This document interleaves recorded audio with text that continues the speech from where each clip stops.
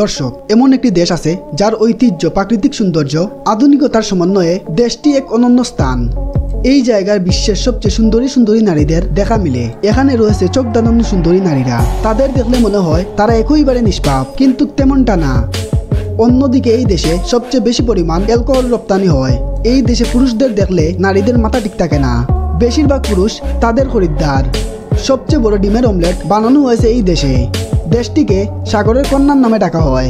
ইতিহাস, ঐতিহ্য, প্রাচীনতম নিরাপদ দেশ, তরুণীদের উতন পতন, রাস্তার পাশে বসে গান গাওয়ার আসর, সব মিলিয়ে একাকার। আজকের ভিডিওতে আমরা পর্তুগাল এবং পর্তুগিজ সুন্দরী নারীদের অদ্ভুত কিছু তথ্য জানবো। এইগুলা শুনলে আপনার মাথা ঠিক থাকবে না। দর্শক, আপনারা কি জানেন পর্তুগিজ 15% নারীরা দেহ ব্যবসার সাথে জড়িত। ইউরোপের মধ্যে এই দেশের মেয়েরা সবচেয়ে কম বাচ্চা জন্ম দেয়। এমনকি এই দেশের মেয়েরা প্রথম বাচ্চা জন্ম দেয় 29 বছর বয়সে। পর্তুগালের আইন অনুযায়ী দেশের মেয়েদেরকে ছেলেদেরকে বিয়ে করতে পারবে। যদিও পর্তুগাল মজার একটি দেশ, কিন্তু তারপরেও সমকামিতা বৈধ।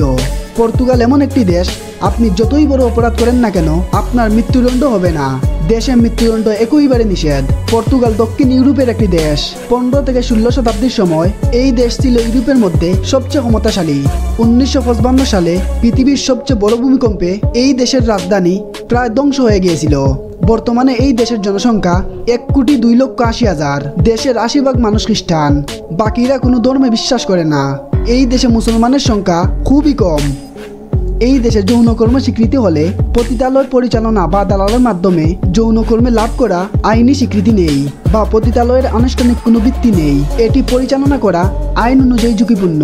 যৌনকর্মী নিজের পছন্দের কাস্টমার নেয়। প্রতি বছর প্রায় 20 লক্ষ মানুষ এই দেশে ভ্রমণে আসে। দর্শক, পর্তুগাল সম্পর্কে জেনে আপনার কাছে কেমন লাগলো অবশ্যই কমেন্ট বক্সে জানাবেন। এই ভিডিওটা এখানেই শেষ করলাম। ভালো লাগলে কমেন্ট বক্সে জানাবেন। আসসালামু আলাইকুম।